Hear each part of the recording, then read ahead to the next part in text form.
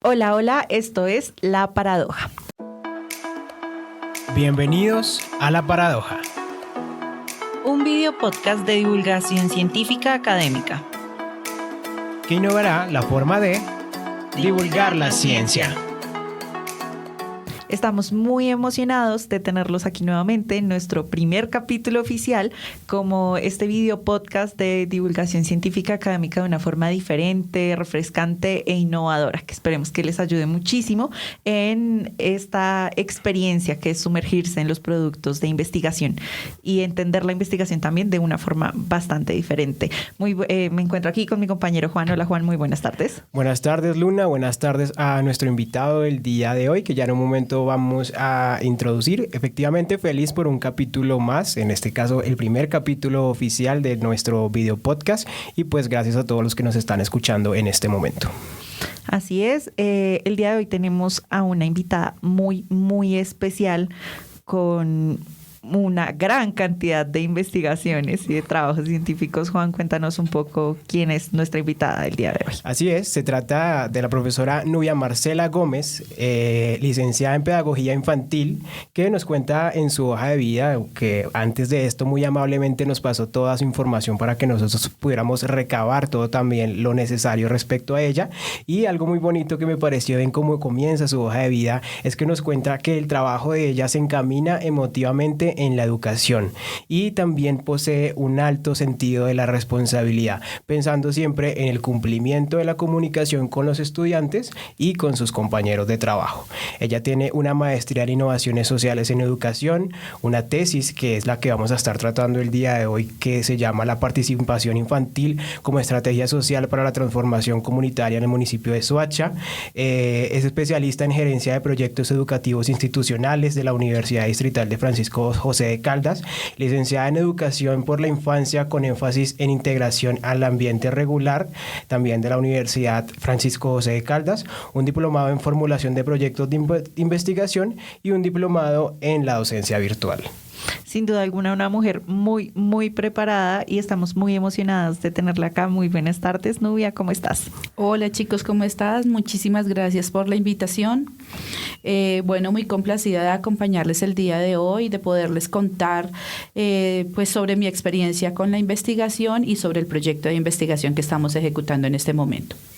Bueno, a nosotros nos gusta empezar con una sección que se llama Soy, en la cual primero, antes de conocer tu trabajo investigativo, nos gusta conocer quién eres tú como persona, como Nubia, un poco lejos de este camino de la investigación, y nos gustaría que te presentaras. Cuéntanos quién eres. Yo soy. Bien, yo soy Nubia Marcela Gómez. Vivo en una zona rural saliendo hacia Silvania.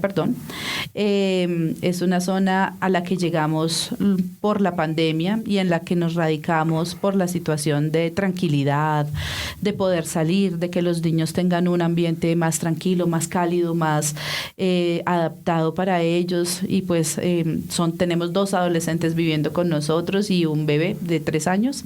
Entonces, por ellos más que por otras situaciones nos quedamos allá.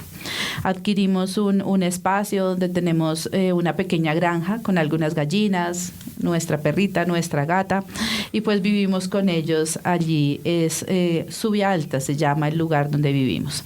En este contexto me he acercado a los presidentes de la Junta de Acción Comunal desde Nubia Marcela, para poder generar algunos procesos de acompañamiento, de pronto de alfabetización, porque en esta zona hay muchas personas que aún no saben leer y escribir, adultos que no saben leer y escribir.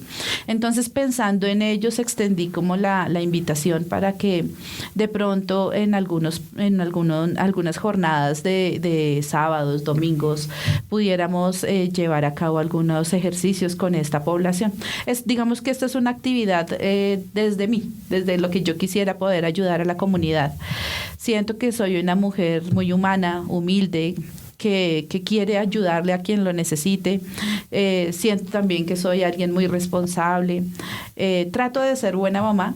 Claro, como todos los seres humanos, me imagino que cometo muchos errores, pero pues yo intento ser un buen ser humano. Esa es Nubia Marcela Gómez. Efectivamente, una gran persona, la invitada que tenemos el día de hoy. Y pues vamos a comenzar con el plato fuerte que tenemos para el programa, que va destinado directamente a hablar de todo el proceso que ella tiene, pero sobre uno en específico, que es la participación infantil como estrategia social para la transformación comunitaria en el municipio de Soacha. ¿Qué, cómo, cuándo y dónde? Este es un proyecto, según toda la investigación que hicimos previamente, mi compañera Luna y yo, es un proyecto que se permite reconocer las realidades de los infantes, comprender sus condiciones y posibilidades de participación para analizar la importancia de considerarlos como sujetos activos y propositivos con capacidades de decidir sobre su propio desarrollo. Quisiera que comenzaras contándonos un poco, o bueno, sí, como gustes, un comienzo de lo que es este proyecto, y yo ya luego lo iremos abarcando un poquito más. Bien, este es un proyecto que nace como resultado y como tesis de la maestría en innovaciones sociales en educación. El proyecto inicialmente nace para Comuna 2. Se lleva a cabo allá en Comuna 2, se ejecuta con algunos estudiantes de la licenciatura para finalizar, digamos, el requisito de la maestría. Luego se trae para la Comuna 1 y se presenta convocatoria interna en Uniminuto y comienza a implementarse en Comuna 1. ¿Cuál es el propósito del proyecto? Más allá de la coconstrucción de una estrategia pedagógica que aborde la pedagogía social y que posibilite la transformación ciudadana y comunitaria, es impactar la población de la Comuna 1. ¿Qué población específicamente? Las infancias con sus familias. Formar en los niños sujetos críticos, reflexivos, que busquen e identifiquen cuáles son las problemáticas de sus contextos y que desde esa perspectiva también intenten formular algunas propuestas de resolución a esas problemáticas. Intentar permear las familias, invitándolas a las dinámicas que se llevan a cabo. Nosotros construimos una serie de talleres que estamos ejecutando en esta comuna. Hemos impactado ya alrededor de 8 barrios de la Comuna 1, yendo a salones comunales, yendo a conjuntos residenciales, invitando de diferentes barrios de la comuna a algunos centros comunales, y pues desde allá estamos implementando los talleres. Las familias vienen en la medida en que traen sus niños a los encuentros, y nosotros lo que intentamos es enamorar las familias para que se queden, y desde allí ver que los niños sí tienen esa capacidad de participar. Sí, que los niños sí tienen una voz, que los niños pueden tener un voto a la hora de decir, no, a mí me gustaría que esto se cambiara de esta forma. Y miren que una cosa que ha sido muy bonita es que cuando comenzamos los procesos de entrevista con los padres, son los padres quienes se asombran y dicen, yo no sabía que mi hijo pensara de esa forma. Yo creía que mi hijo no podía tomar esa decisión. O sea, hay cosas que uno dice, hemos estado logrando el cometido.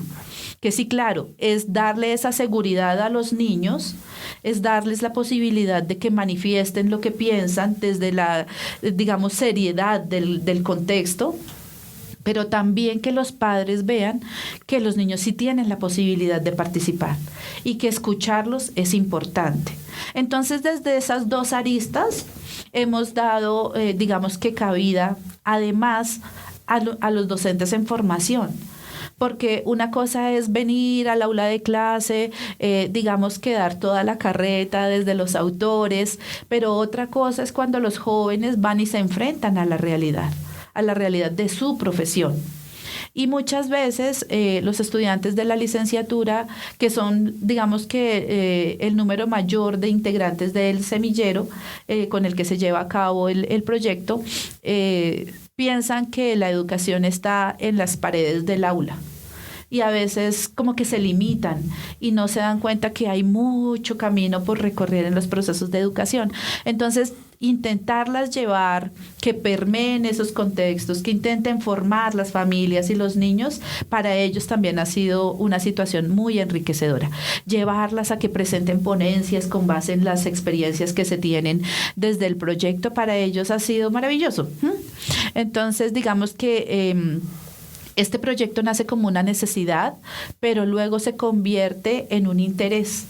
Y desde allí, desde ese interés, he ido involucrando a diferentes sujetos, tanto del semillero de investigación que lidero, como a mis compañeros de la licenciatura. Y entonces, hoy, por ejemplo, que ya este proyecto lo llevo ejecutando desde febrero de este año, hoy por hoy ya en la licenciatura ya no solamente se hablan de la formación integral, ya también hablamos de la participación infantil.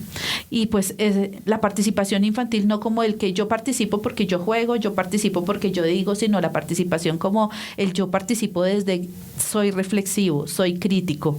Y como lo plantea Jaume Trillas, como lo plantea Ana María Novela Camara, estos ejercicios de participación infantil a lo que llevan es a formar a sujetos autónomos, críticos, reflexivos y responsables. Eso es lo que queremos hacer desde el proyecto. Vale, hay algo que mientras leía todo el proyecto me pareció muy bonito, y es el hecho de que se nota que en todo momento están involucrados los niños, tanto con maestros como con los mismos padres de ellos que están ahí. Y por ejemplo, yo soy muy cercano al mundo del cine, y cuando se trata de directores, el trabajo con niños siempre se debe hacer de manera muy distinta. En tu caso, me gustaría saber cómo es ese proceso de acercamiento para que, digamos, de alguna manera los niños se puedan abrir a contarles las cosas que ustedes les preguntaban, a digamos, ser más cercanos a ellos para que se diera un trabajo muy ameno con ellos. Mira, los niños siempre están dispuestos. Eso es algo maravilloso con las infancias. Ellos siempre están dispuestos. Nosotros empezamos por una alianza que se generó con la Fundación Oruga Mariposa, que también trabajan Comuna 1, y ellos tenían unos talleres que se llevaban a cabo los sábados. Comenzamos a ir allá, hacíamos unas actividades de integración inicial y luego comenzábamos a dividir los niños en algunos grupos para que trabajaran reconociendo. Los primeros talleres fueron reconozcamos el entorno, por ejemplo. Entonces, ¿qué pasaba? Vamos a hablar de cuáles son las problemáticas que hay en nuestro contexto. Los niños voluntariamente dicen, bueno, nosotros creemos que debemos trabajar en educación, debemos trabajar en recreación, debemos trabajar en seguridad, debemos trabajar, convivencia. Ellos mismos comenzaban a dar las ideas de cuáles serían las debilidades de sus contextos. Nos dividíamos en grupos y automáticamente los niños decían, en educación debemos trabajar porque Comuna 1 solamente tiene la mayor parte de instituciones privadas, muy pocas instituciones públicas, y no todas las personas tienen para ir a pagar un colegio privado. Hay muy pocos profesores y somos muchos los niños en el aula de clase. Yo no decía, qué maravilla que los niños vengan y expongan estas situaciones. Cuando hablábamos de seguridad, por ejemplo, decían, en esta comuna hay mucha venta de drogas y hay mucha gente que pelea. Los padres de familia a veces son agresivos entre ellos. Y pues son cosas que uno dice, Dios mío, o sea, debemos aprender también a manejar la situación porque así como hay niños que se quedan solos en las actividades, hay padres que acompañan. Y pues a veces a los padres no les gusta que se ventilen todas esas realidades. Entonces, pues siempre fuimos muy precavidos, tanto en las preguntas como en las participaciones que los niños hacían y pues en la información que se utilizaba. ¿Qué hacíamos? Recibíamos consentimientos informados de los padres para evitarnos cualquier tipo de problema. Y bueno, en la convivencia, entonces cuando se hablaba de convivencia sí es que eran temas pero cruciales, sí. Porque los niños cuentan lo que ven. Sí. Es que esa es la magia de los niños, que ellos nunca mienten, que no ellos tienen dicen filtro, las cosas tal cual son. Nosotros que teníamos poblaciones entre los 5 y los 12 años más o menos, y esta población informa, ellos informan. La mejor fuente de información, los niños. Entonces, digamos que nos tocaba a nosotros, porque las estudiantes a veces se angustiaban mucho y decían, profe, es que el niño dijo que la señora de al lado le rompía la cabeza al otro. Y yo, manejemos esta información con mucho cuidado, nosotros no vamos a decir eso delante de los padres. Recuerden que esto es un ejercicio académico. Más allá de que los niños cuenten todas esas realidades, es escuchar ellos cómo intentarían transformar esas realidades, pues que es a lo que nosotros le apuntamos con el proyecto. Entonces, bueno, dentro de todas estas realidades y lo que los niños nos cuentan, intentábamos darles, bueno, ahora tu responsabilidad es cómo transformaríamos eso. Y llegaba entonces el segundo taller. Hablábamos de unas mini juntas de acción comunal.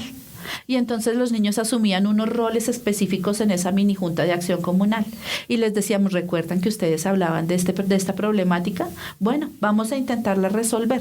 Y hacíamos grupos de mini juntas de acción comunal para intentar resolver las problemáticas. Y los niños maravillosamente decían, bueno, para la inseguridad yo sí creo que deberíamos ir a la alcaldía y solicitar que haya un policía siempre en el parque, para que no vendan más drogas allá, para que la gente no venga a pelear.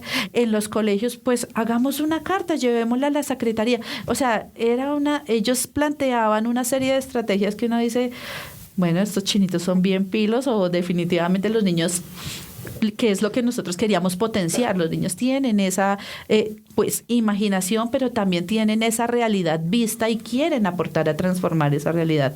No sé si con eso ya responda tú. Sí, ya que nos mencionabas por ese lado de los niños, ¿cómo fue en el caso de los padres? Normalmente ya cuando uno es adulto ya es como más temeroso, ¿usted por qué va a hacer esto? ¿Por qué se va a acercar a los niños? En el caso de ellos, ¿cómo fue ese proceso para que permitieran a los niños hacer parte de esto? Inicialmente lo que les contaba, les contamos a los padres, nosotros somos de la universidad, estamos en un proyecto de investigación, nos gustaría que, si usted está de acuerdo, nosotros podamos grabar algunas voces de los niños, de sus hijos, participando en el proyecto. Vamos a hablar de esto, de aquello, de las realidades que ellos viven, de las dificultades que ellos evidencian y cómo ellos intentarían transformarlas. ¿Y ellos pedían estar presentes, por ejemplo? Sí, en ese claro. Okay. Les solicitábamos que nos firmaran los consentimientos y los invitábamos a que estuvieran allí con nosotros. Para que supieran un poco como de primera mano. Porque una de las entrevistas, que es otro de los instrumentos que se utiliza, es para los padres. Sí. Y si los padres no estaban, pues no iban a tener ni idea de qué es eso de la participación infantil. Entonces, los invitábamos. Había padres que siempre estaban. Siempre acompañaron todos los talleres. Ellos fueron los padres que más se sorprendieron al finalizar la implementación de los talleres, y eran los que nos reconocían. Yo no tenía ni idea que mi hija pensara de esa manera. Yo no tenía ni idea que mi hijo pudiera plantear una solución de esa forma. No, yo creía que él ni siquiera se expresaba así, decían los papás. Y agradecían mucho, ¿no? Ellos fueron muy, muy agradecidos muchas gracias por venir, por ponerlos a hacer algo que sea edificante para ellos. Bueno, con los padres aunque no todos los padres son tan cercanos, ¿no? Sí. Algunos eran un poquito renuentes, pero nosotros siempre fuimos como, vengan, acompáñenos, participen con nosotros, vengan, hagan parte de uno de los grupos de trabajo con los niños. Y se logró. No con todos, pero sí con varios de los padres se logró. Incluso en el momento de la socialización, de la exposición de los niños de sus temáticas, los padres también iban participando, nosotros íbamos grabando cada cosa que iban diciendo los padres, los niños, los representantes de la Junta de Acción Comunal, porque también tuvimos representantes de la Junta en todo momento. Entonces, digamos que esa fue la dinámica que se utilizó.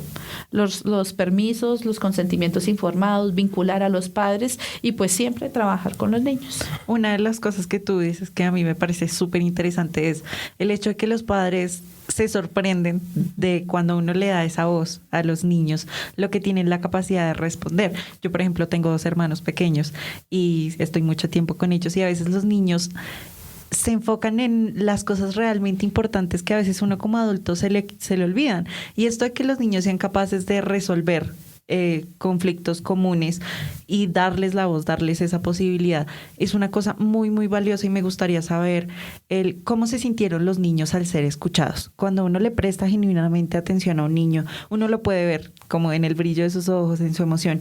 ¿Cómo fue este proceso de decirles a los niños, queremos escucharlos? Uh-huh. Inicialmente los niños tenían muchas angustias para contar, para participar, para dar su punto de vista, pero al final vimos que ya desde la propia espontaneidad de cada uno de ellos comenzaban a intentar dar posibilidades de solución a cualquier problemática que se presentaba. Entonces, sí fue muy grato de alguna forma Los talleres se implementaron en 2 meses. Entonces fueron esos 2 meses, cada sábado íbamos, nos repartimos entre diferentes partes de la Comuna 1 para poder ir acompañando y poder abarcar la mayor parte de la Comuna 1. Y en general lo que se percibió fue que a los niños ya al final les gustaba participar, les encantaba, ya decían, hoy yo quisiera liderar la actividad, hoy, y hay niños muy líderes y muy propositivos. Entonces, de alguna forma intentamos vincularlos, porque si vieron en la propuesta del proyecto de investigación es la co-construcción de una propuesta socioeducativa. Entonces, efectivamente, nosotros planeábamos cosas, pero a la hora de llevarlas allí, los niños aportaban y desde allí se generaba el proceso de co-construcción. Entonces, sí, definitivamente vimos que los niños se empoderaron, intentaron dar sus puntos de vista, fueron un poco más críticos y reflexivos. Obvio, no se transformó completamente, pero hay unos pasitos que se están dando. La idea es que el proyecto continúe, que el próximo año sigamos fortaleciendo el ejercicio, que sigamos impactando la comunidad y que pues podamos tocar más corazones desde la propuesta de investigación. Otra de las cosas que tú planteas es el hecho de las mini juntas de acción comunal. Uh-huh. Cuando uno crece, a veces se le olvida, pues la vida adulta es una locura, y el tema de intentar resolver como los conflictos de la comunidad antes que los de uno, siendo honestos, es muy complicado. Y a uno se le olvidan este tipo de herramientas de participación ciudadana para resolver conflictos. Y, por ejemplo, no sé si a Juan también le pase lo mismo, pero en nuestro entorno el participar en una junta de acción comunal actualmente es raro, ¿no? Es como... Y el hecho de darle esta voz a los niños y de enseñarlos a participar en las juntas de acción comunal, ¿cómo crees que los van a impactar en futuro cuando sean ya adultos? En este momento lo que se buscó es que haya un reconocimiento de los sujetos a quienes ellos pueden acudir. ¿Sí? Que ellos identifiquen que hay una persona que es el presidente, que hay otra persona de convivencia, que hay una persona de seguridad. Desde esa identificación y luego personificación, porque cada uno de ellos asume un rol, les llevamos los trajes, los personifican, sí, asumen esa postura en las mini juntas de acción comunal. Yo creo que todas estas cuestiones que se convierten en significativas no se olvidan. Y nosotros intentamos que el proyecto sea significativo, que en la medida en la que ellos asumen un rol, para cada uno de ellos sea significativo. Y no se impone el rol. ¿A ti qué te gustaría hacer? Tenemos estos papeles. Ellos de alguna forma escogen qué quieren ser. Lo que se busca es que en este proceso de formación y desde dar esa posibilidad de la participación se consolide la autonomía, se consolide la criticidad y que eso no se olvide. Sí, entonces, más que los niños puedan llegar en el futuro a ser el presidente o a ser el personero o lo que sea de la junta, es que ellos tengan la posibilidad de ser un poco más críticos, de ser un poco más responsables con ellos mismos y con su contexto, de que sean un poco más autónomos, ¿cierto? Y también de permear las familias, que las familias identifiquen que sus hijos tienen esas posibilidades y sobre todo que reconozcan la participación como un derecho, como lo plantea la Convención de los Derechos de los Niños de 1989, un derecho internacional de los niños. Durante la investigación veía que ustedes usaron diferentes tipos de materiales y métodos para lograr su cometido, para el objetivo. Uno de ellos era pues la observación participante y el otro la acción participativa, en los que usaron digamos recursos como lo serían entrevistas, encuestas, talleres y demás, tanto para los niños como para los padres. Y hubo algo que me llamó la atención, que fue que usaron la escala o la escalera, según vi, que es de Roger Hart, que es como una propuesta, según vi, que nos invita a reflexionar sobre el papel real y le da un valor a la opinión de los niños, buscando los espacios donde ellos pueden generar participación. Entonces me gustaría saber, en cuanto a estas 3 cosas que hicieron de las encuestas, los talleres y demás, ¿cómo fue encontrar en dónde iban en cada parte de la escala de Roger Hart, que me pareció bastante curioso? Bueno, en la escalera de Roger Hart, nosotros identificamos inicialmente que no hay un proceso de participación infantil en la comuna. Cuando se implementa el proyecto en la Comuna 2, sucede lo mismo. La participación infantil no es reconocida, ni siquiera por los niños, mucho menos por los padres. Incluso las docentes en formación tampoco lo reconocían, no sabían que existía el derecho a la participación infantil. ¿Cómo se identifica esto? Con un sondeo inicial que se hace y donde se identifica que la participación infantil es una participación manipulada. ¿Qué quiere decir esto? Que les permiten a los niños dar un punto de vista, pero quien toma la decisión es el adulto. Sí. El adulto es el que plantea lo que vamos a hacer y el niño simplemente, pues de alguna forma, como se expresa cotidianamente, el niño hace caso. Entonces, es así como se manipula, como se presenta la participación como un acontecimiento manipulado. ¿A qué le queremos apuntar nosotras o a qué le apuntamos desde el proyecto? A que la participación sea espontánea, ¿cierto? A que los sujetos que se hacen partícipes en el proyecto reconozcan que existe este derecho de la participación y que los niños tienen la posibilidad de dar a conocer su voz, que tienen la necesidad de expresar lo que sienten, lo que piensan, lo que viven, y pues que eso es interesante y que debe ser reconocido. Hacia allá le apuntamos y por eso abordamos a Roger Hart con la escala de la participación. ¿Y en el caso de los padres también lo situaron a ellos en un tipo de escala o solamente en el parte de los niños? No, porque el proyecto va encaminado hacia las infancias. Okay. Nosotros vinculamos a los padres porque en la medida en que los padres les posibiliten a los niños espacios de diálogo, de retroalimentación, de participación, pues los niños se van a enriquecer un poco más. Pero digamos que las entrevistas lo que arrojaron no solamente es de los niños, también es de los padres. En general, la participación infantil se encuentra como una participación manipulada, pero desde los resultados que arrojan niños, padres y los adultos que hacen parte de la investigación. Ok, hay algo que vi también en la parte de las entrevistas de los niños y es que según vi la mayor parte de niños y niñas consideran que es importante la educación, algo que me pareció muy bonito de que ellos mismos reconozcan este hecho, ya sea por personas según dicen ellos, bien sea desde la educación o por personas externas. Y también algo que de hecho tengo aquí resaltado es que se encuentra que para la infancia tanto los niños y niñas entrevistados tienen una gran importancia en poder ellos manifestarse y poder, digamos, hacer saber lo que ellos piensan. Y eso se aunaría mucho con lo que tú dices de que los padres ni siquiera sabían que ellos se expresaban de esa manera, ¿no? Y quizás se encuentra también la falta de comunicación de alguna manera. No sé si estés de acuerdo. A veces por las dinámicas mismas de la familia y del contexto, los padres no se daban, digamos, el espacio para escuchar a sus hijos.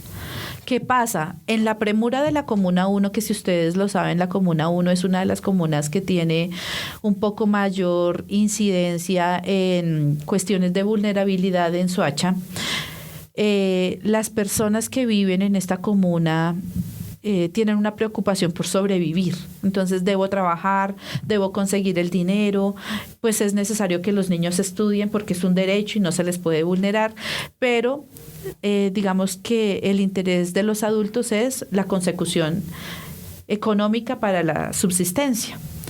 Más que ven, yo me siento contigo, cómo te sientes, cómo estás, ven y reconozco cuáles son tus necesidades. Eso casi no sucede.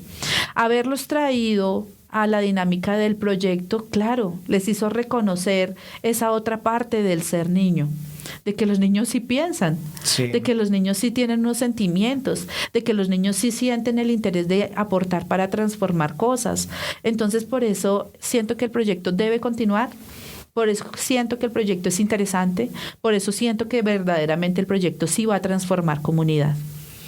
De este proyecto, nos gustaría que nos comentaras como ¿cuál fue esa enseñanza significativa, la más significativa para ti como persona o como para ti como investigadora, cuando ya se hizo como toda esta recolección de datos, de resultados? ¿Qué fue lo que tú dijiste, wow, esto realmente me impactó a mí e impactó a la comunidad? Lo que más me ha gustado de poder llevar a cabo este proyecto es ver cómo se transforma la mirada de los adultos hacia los niños. Es ver cómo los padres comienzan a dar un espacio para que sus niños hablen. para que sus niños presenten su sentir, para que los niños digan, esto se puede cambiar así. Porque como siempre hemos tenido la idea de el adultocentrismo y el que tiene la razón es el adulto porque es el que manda, porque es el que tiene el dinero, porque es que si usted quiere hacerlo, tiene que hacerlo porque yo digo.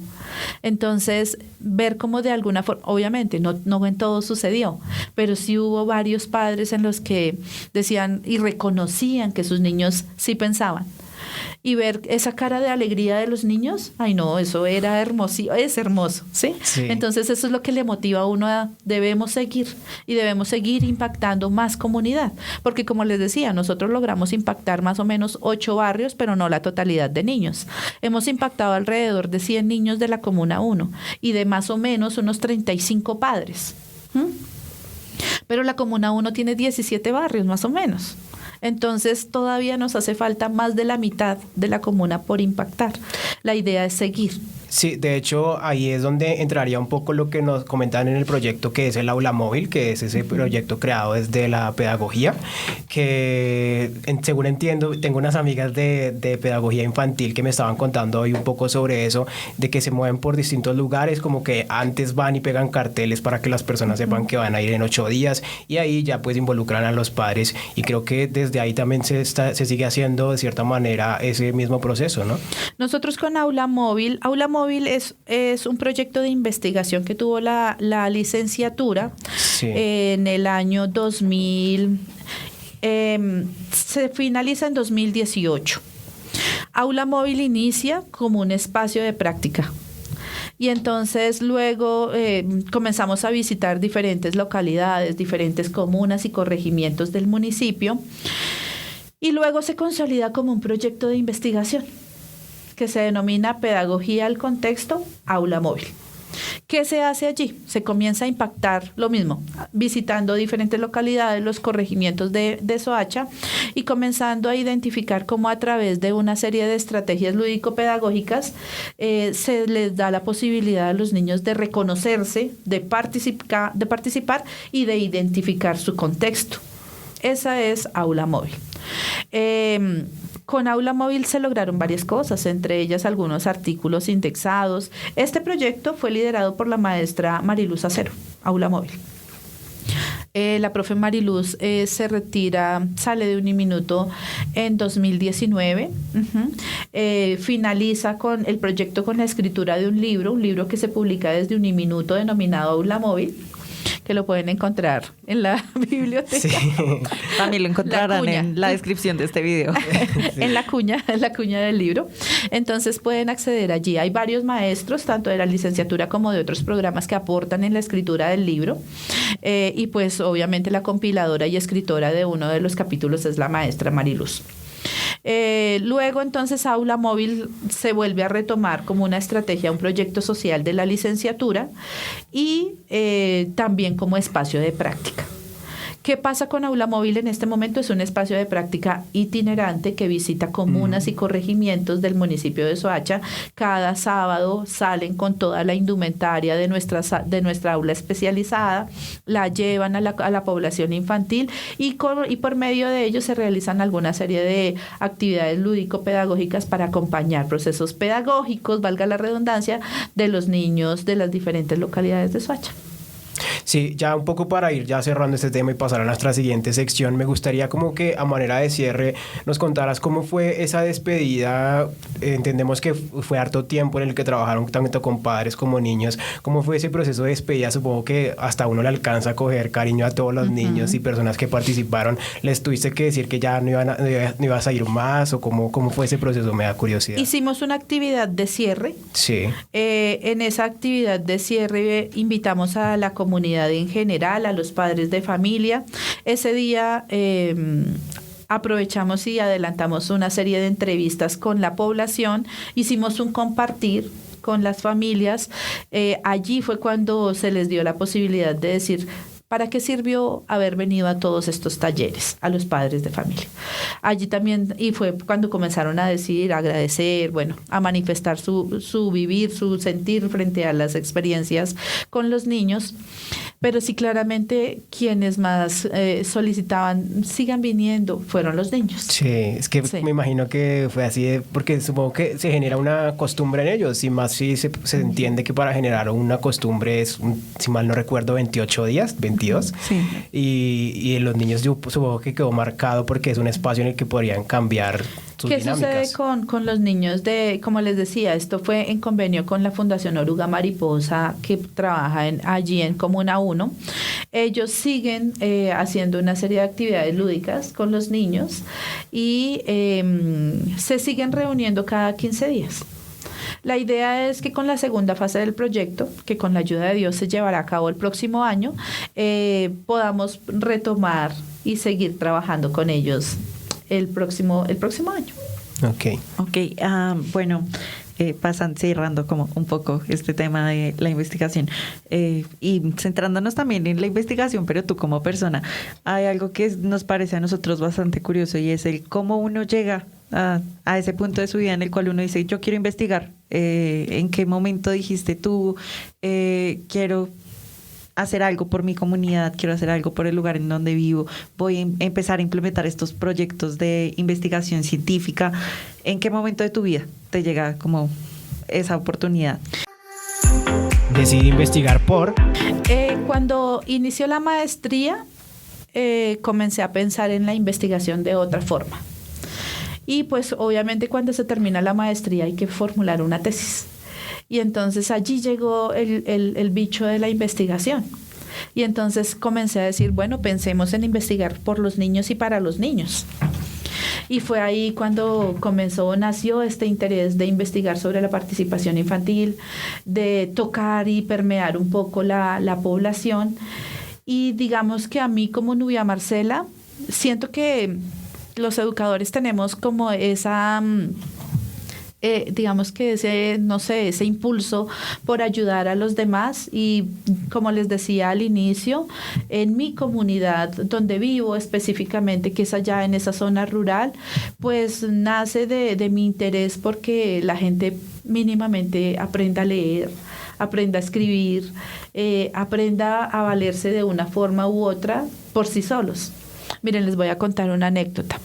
Hace poco en mi casa hubo una dificultad por una cuestión de movilidad y mi esposo me llama y me dice, por favor, dile a la señora que es un poco más abajo de mi casa que si pueden venir a ayudarme. Yo salí un momento de clase, le envié un mensaje a la señora a través de WhatsApp y la señora nunca me contestó.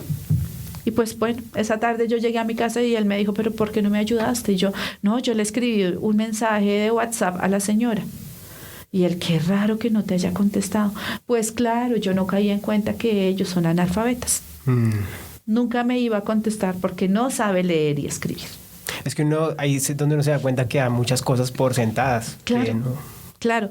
Entonces yo decía, no, esto es una cuestión que hay que hacer, hay que hacerlo. Digamos que ahí es donde pica el bichito de la investigación, de quererle ayudar a la gente, de querer transformar realidades. Y yo sí creo que así como están ustedes hoy aquí también intentando acercarse a los procesos de investigación, debemos motivar a muchos otros porque lo hagan. Porque es que hay veces, ¿qué sucedió con la investigación? Que nos asustaron con la investigación. Sí. Nos la presentaron como el coco. Uy, no, investigación, no, qué miedo. Uy, eso de leer, eso de analizar, no, qué miedo. Pero no. O sea, a la hora de la verdad, la cuestión es hacerlo todo paso a paso, ver que todo sea una cuestión concatenada, como hacían nuestros abuelos con los tejidos, y ver que esto definitivamente es quererle dar solución a una pregunta, ¿cierto? Y pues es así como nace en mí el interés por investigar.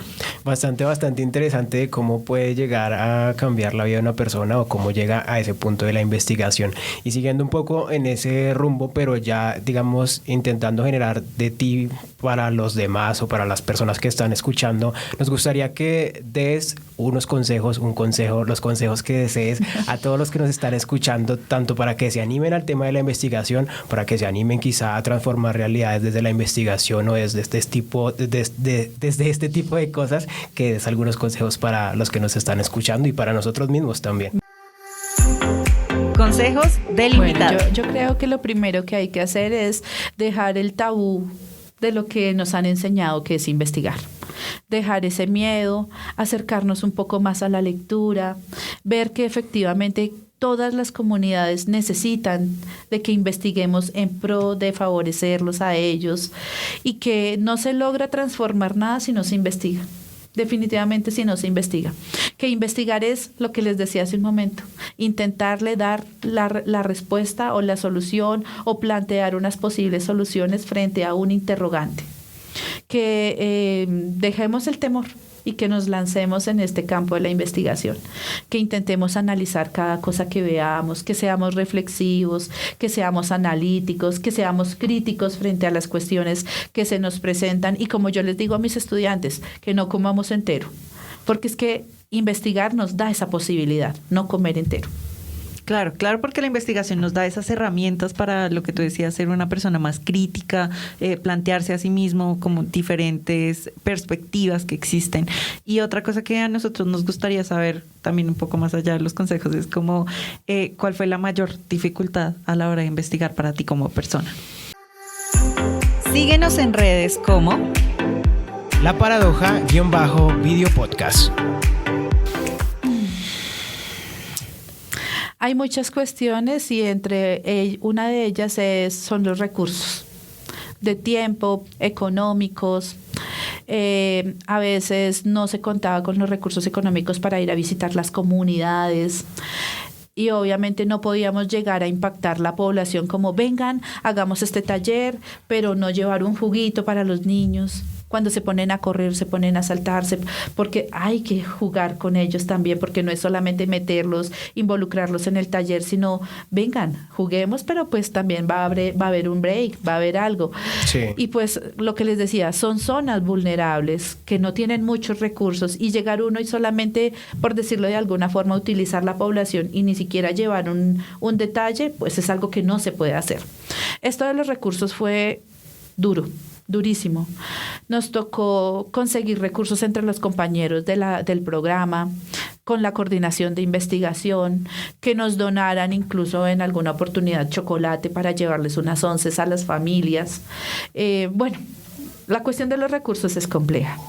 Cuando ya tenemos los recursos conseguidos desde donaciones, tanto de las estudiantes como de los maestros, logramos escribir, participar en un evento y no logramos asistir al evento porque no hay los recursos para poder participar en el evento. Íbamos a publicar capítulo del libro, no se pudo porque nos dan la respuesta de que somos aceptados y nos dan solamente una semana para el pago. Yo solicito que nos extiendan el pago, nos dan 3 semanas, pero en el orden administrativo financiero de la universidad era muy poco el tiempo para hacer los trámites administrativos financieros, no pudimos participar.